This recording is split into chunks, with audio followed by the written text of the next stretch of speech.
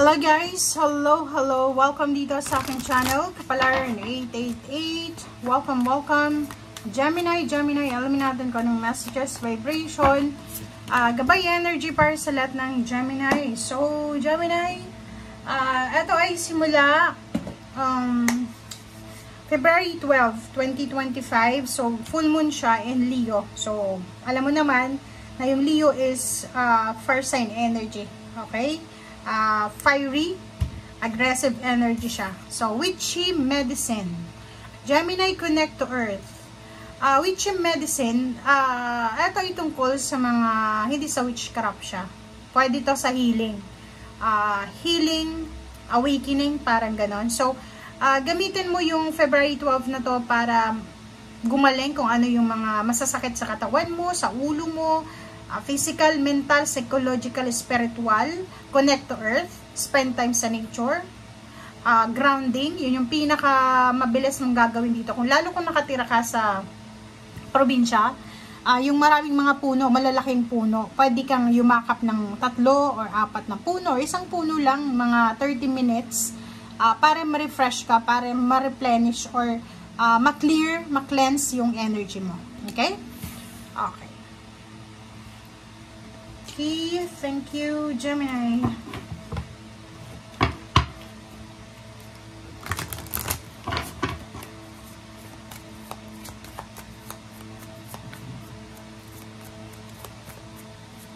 Okay, inner child, and then, ano ba yung sa ilalim niya? Home. Wow. Gemini, yung pinaka-focus mo sa full moon na to is yung pagalingin yung inner child mo, yung home mo. So, pwedeng marami kang mga pinagdadaanan, mga baon-baon na grudges, resentments, or anything na galing sa yung pamilya, trauma, generational curses, generational relationship, attachment, parang ganon.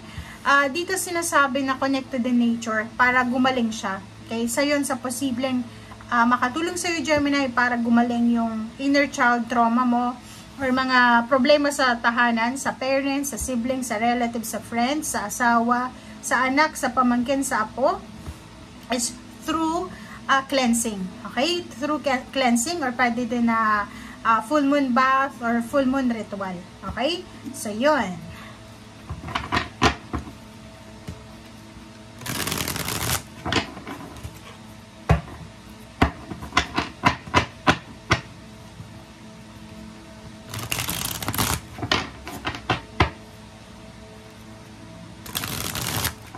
Okay, Gemini.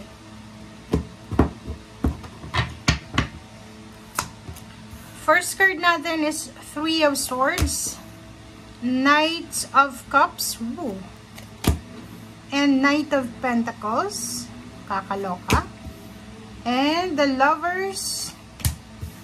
Wow, ang galing na ito. Gusto ko itong palakpakan. Gemini, siguro yung past mo sa usaping relationship, partnership, collaboration, family life ay hindi masyadong maganda. Pwedeng nasa loob ka ng pamilya kasi minsan, 'di ba? Tayo yung pumipili sa pamilya na gusto natin. Kung hindi kayo naniniwala sa ganyang klase ng spiritual journey, 'di ba? Yung parang sinasabi na pabalik-balik lang yung tao dito sa mundo para matuto. So, minsan, ikaw yung pumipili sa pamilya na gusto mong pasukan. Nakikita ko siguro paulit-ulit kang nasaktan sa past lives mo. Maraming beses ka na palaging nasasaktan. So, bumabalik ka para ma-heal, matuto, and yun, para hindi ka na bumalik dito sa mundo. Okay? Siguro sa iba, mahirap intindihin to. Okay? But dito sinasabi ng baraha, anumang inner child pain, inner child losses, heartaches, or inner child problems, karma, courses na pinagdaanan mo sa past mo, dito sinasabi na posibleng marireverse mo siya. Okay, reversing generational curses and karma. Sa usaping relationship, siguro sa past life mo, palagi kang niloloko, palagi kang tinututime, palagi kang ini-scam, lalo sa pera in relationship. But in this life, ngayon, sa buhay mong ito, you are lucky kasi you are loved, you are protected, you are supported emotionally and financially. And yung iba din sa inyo, posibleng isinilang na kayo or pumasok na kayo sa pamilya na yun talaga yung dream family mo. Okay? So, in terms of relationship, kung single ka, posibleng makatagpo ka ng isang tao na siya yung mag-aalok sa'yo ng kasal, siya yung mag-aalok sa'yo ng stability, sa usaping emotion, and financial. Kasal, pamilya, bahay, lupa, sasakyan, stability sa family and relationship. Comment down below if you resonated. Okay, wait lang guys.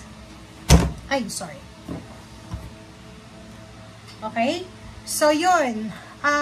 Dito sinasabi ng Barasa yun na lalo yung mga heartbroken dyan, yung wala ng tiwala kasi paulit-ulit na lang nasasaktan. Yung iba, hindi na nagnenegosyo kasi paulit-ulit lang na nalulugi kasi ni-scam ng partner or even family. So, dito sinasabi sa'yo na huwag kang mag-alala kasi on the way na yung healing, reverse ng generational karma, pain and heartaches, new relationship, new work, new career, kasal, wedding anniversary, dream country, dream house, dream family, dream love life, lahat dito ng dream mo ay mapapasayo. Okay. Nakikita ko naman sa inyo dito, yung iba lang ha. Yung iba, meron kayong pinaplano na mag-relocate, bumili ng sasakyan, or mag-relocate sa ibang bansa, sa ibang lugar, lumipat ng business areas or business location, business ideas din, parang ganon. Sinasabi ng barahan na hindi ka pa makapag-desisyon sa ngayon. And death card, sinasabi sir dito na as much as possible, kailangan mo nang tapusin yung decision making kasi sayang yung oras sa paghihintay, sayang yung oras sa pagpaprocrastinate. Kung gagawin mo na yung decision ngayon mismo, posibleng magbago yung buhay mo. Parang ganun. So, comment down below if you resonated. Okay. Yung Gemini naman dito, posibleng unemployed ka or posibleng may obligasyon ka ngayon. It's either family, asawa, anak, pamilya. Nakikita ko sa'yo dito na ang dami mong obligations. Parang ang bigat-bigat ng pinapasan mong obligasyon, financial. Sa usaping money tayo, lalo yung mga unemployed na Gemini, or yung Gemini may trabaho pero konti lang yung kinikita nila. Nakikita ko sa'yo dito, pwedeng hindi ka makatulog sa gabi sa pag-iisip. Ay, yung iba sa inyo, naghihintay kayo ng tulong, naghihintay kayo na sana may tumulong sa inyo. Dito sinasabi ng The Hermit, no, wag kang maghintay ng tulong. Okay? As much as possible, kumilos ka. Nasa King of Wands ka eh. Sinasabi sa'yo na marami kang kaalaman sa buhay, skills na pwede mong pagkakitaan. Gamitin mo yon. And wag kang umasa sa mga tao dyan sa paligid mo, mapapamilya mo pa yan, or asawa, anak. Wag kang umasa kasi kung makikita mo dito, wala kang ibang aasahan kundi sarili mo lamang. Kung maghihintay ka sa wala. Kasi walang darating. Okay? Thank you guys. Bye!